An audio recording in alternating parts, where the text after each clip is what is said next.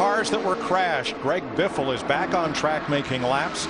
So is Jimmy Johnson, Jeff Gordon, David Rudiman, and Brian Vickers. People always say, Mike, after a crash, they'll always say, well, maybe they'll take it easy. Now, they don't know.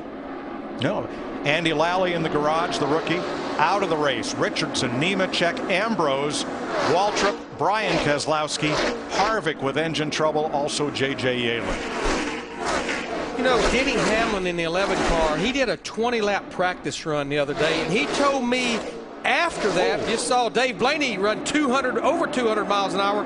But Denny Hamlin told me after being in front, being pushed for 20 laps, yeah, I was mentally drained, but my arms felt like they were about to fall out of my socket. The most we saw water was about 255. Oil was about 255 as well, and that's when I would bail out. That is the autopsy from Jeff Burton on his engine. He becomes the second Richard Childress car to fall by the wayside after his teammate Kevin Harvick. There's Richard Childress there, and you better believe he's becoming a very nervous man. You know he is. These engines, again, we are working them down here like they've never worked them before. I would get it right back down and bail out. I never thought I'd see over 9,000 RPM at Daytona, and that's where these things are living.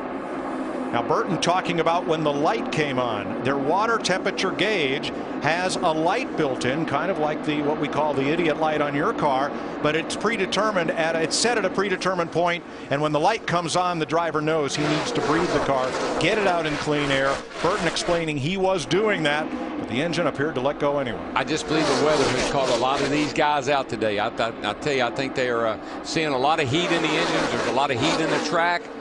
Cars are not handling quite as good as they have all week. I think the weather is certainly playing havoc with some of these guys. It's almost like the kiss of death for the 2011 Daytona 500 was being the chase in 2010.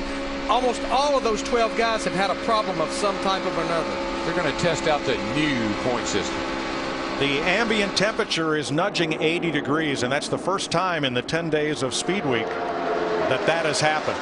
Warmest day of the week. Kurt Busch with Regan Smith, his new fastest friend, in front of the Daytona 500. You're watching NASCAR on Fox. The Daytona 500 on Fox is sponsored by Lowe's. Lowe's, let's build something together. By AARP. Join Jeff Gordon and AARP in the drive to end hunger today. And by Dodge. One lap to halfway in the Daytona 500. Let's take an inside look at what's happening now in the NASCAR Sprint Cup Series, brought to you by Sprint and HTC Evo 4G. Clint Boyer has the fastest lap in the race, 200.5 miles per hour. And you know what's interesting? We talked about you'll work with anybody. I don't think Trevor Bayne probably has run any laps with Robbie Gordon, and here they are leading the race. Kurt Busch has led the most laps so far, 14. Fuel your inner NASCAR fan with live in-car audio and real-time stats on your NASCAR Sprint Cup mobile and the new HTC Evo 4G, only from Sprint at sprint.com/speed. Robbie Gordon has been leading the 500 with a push from Trevor Bayne, and oh my goodness, here they all come. Yeah, I don't know if it's going to last because here comes Regan Smith in that 78 and his buddy Kurt Busch in that 22. But did you see what Trevor Bayne did? He got way back off of Robbie Gordon. He didn't want to go in that corner 3 wide, pushing Robbie Gordon. Felt like that might not be safe. That is using got a lot of intelligence in that 21 car. Well, it's been 5 years since Richard Childress' team lost 2 engines in 1 race. Here's Dick Berggren. But it has happened today, and there are still 2 Childress cars out there, and they are fast. Clint Boyer, Paul Menard. Their engine's going to be okay, do you think? I hope so. We, you know, this is we're asking a lot out of the engines here for sure, and these are tough situations. You know, to run it all, you got to run them 240 or so, and you know, that may be a little more than we need to be running them. We thought we were well within our limits, but maybe not. But listen, I'm proud of everybody. Everybody busted their butt to come down here and put their best foot forward. We ran well all week, and you know, I'm proud of everybody. I'm disappointed, exceptionally disappointed, but I'm really proud of everybody's effort. He ran well enough. He won his qualifying race on Thursday. Jeff Burton out of the 500 after winning on Thursday. Last year, 12 drivers made the chase for the Sprint Cup. Jimmy Johnson won his 5th straight championship. How are those 12 chasers doing today? Not too good. But for Carl Edwards and Kurt Busch, it's been a long haul for the drivers who made the chase last year. Yeah, that's the order they finished. Of course, Jimmy Johnson winning his 5th consecutive Sprint Cup Series championship. Just past halfway, 99 laps to go. And remember, I think everyone's aware of the fact that we got a new point system. 43 points for first, with a maximum of 48 points if you lead the most laps. Brian Newman, Joey Logano leading the field around.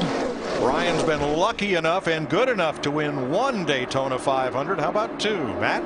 Mike, you never know where a driver will find good luck. 2 years ago, Newman wrecked 2 cars here in Daytona after 4 races, sat 34th in points. While on vacation, one of his crew members named Jay Guarneri saw a voodoo store. He thought, what the heck, I'll try it out. Stepped inside, said, I need something for good luck. He bought a mojo bag. He came back to the next race, told Newman about it. Newman put it in his left hip pocket, reading the directions well, and for the next year and a half, every race he had that mojo bag in his pocket. He won a race and 3 poles. This year, though, they're trying to change up their mojo by going with no mojo. No good luck items in the 39. And DW, I've heard a lot about NASA helping drivers get to victory lane, computers, but never voodoo. Voodoo, you do that, you do that voodoo that you do so well. Brian Newman, Joey Logano. Newman came up through sprint cars. Logano came up through quarter midgets and caught the eye of Mark Martin, who said that this kid is the next big thing. He's better than sliced bread, and sliced bread became the nickname that hung on Logano's shoulders all the way to the Sprint Cup Series. Made his first Daytona 500 start 2 years ago. What a difference 2 years has made for that young man, Joey Logano. All right, we've all made our picks. Let's check back in and see how your Pizza Hut fan favorite driver is doing. Dale Earnhardt Jr. is 14th right now on the lead lap, running about 2.8 seconds off the lead, drafting with Casey Kane in the number 4. I don't think that they're in trouble. I think this is a little bit of a plan. Dale Jr. was not comfortable the way people were racing in front of him, and he said, I want to ride back, fall back a little bit and stay out of trouble. You know, Mike, we're now 4 laps past halfway, 104 down, 96 to go, and this is the longest green flag run we have had in this race. In fact, we're about 14 to 16 or so laps away from what will be green flag pit stops, something they had had to make so far in this race. Well, that'll be interesting because new this year, only 6 men are over the wall to service that car. Green flag stops coming.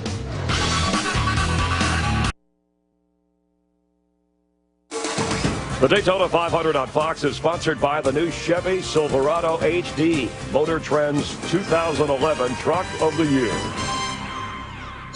Juan Pablo Montoya has spun off turn 4 to put us under caution for the 8th time today. He didn't hit anything and continued on to pit road. Caution is out. Dick Berggren.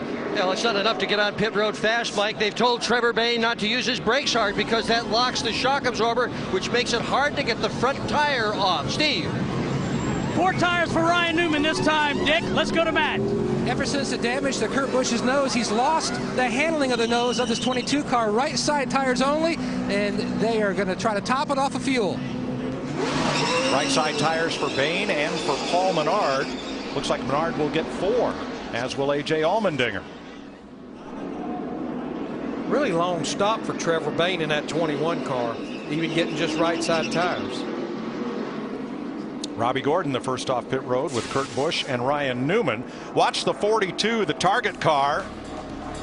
Jamie McMurray behind him. Montoya goes around, and what a save at 200 miles an hour. He drives it onto pit road and to the caution flag.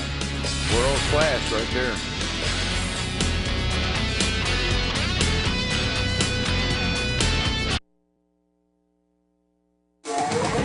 The Daytona 500 on Fox is sponsored by Coca-Cola. Open a Coke and enjoy the race. We're threatening the record for lead changes at the Daytona 500. We have had 39 so far. 60 is the mark. 18 leaders within 3 of the record set here. Moments ago, Jamie McMurray trying to win back-to-back Daytona.